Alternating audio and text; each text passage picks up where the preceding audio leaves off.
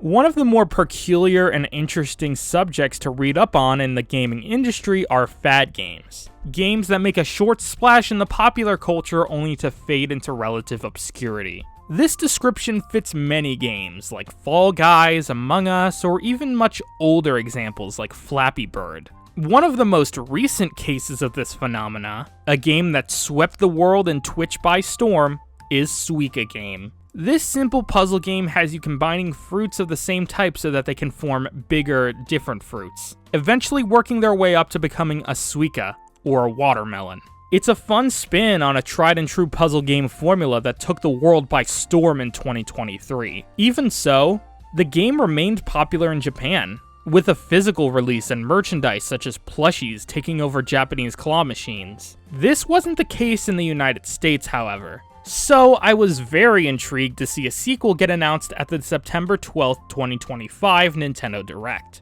Suika Game Planet. The game was released on December 18th, 2025 in Japan and January 5th, 2026 in the West, exclusively for the Nintendo Switch and Nintendo Switch 2, with the only known benefit of the Switch 2 version being game share support. This entry tried to add a small story about the fruit on a distant planet named Fruit Planet, setting off to the cosmos to become watermelons, with the help of a little UFO fella. The core gameplay principle remains the same, but instead of dropping the fruit into a cylinder, you drop them into a spheroid with its own gravitational pull, which can lead to some very interesting physics-based problem solving. If one of your fruits push outside the planet's gravitational field for too long, you lose. This version of the game is so intuitive to the point it makes it hard to go back to the original, at least for me. But both games are only a couple of dollars each, so I highly encourage you to give at least one of them a try.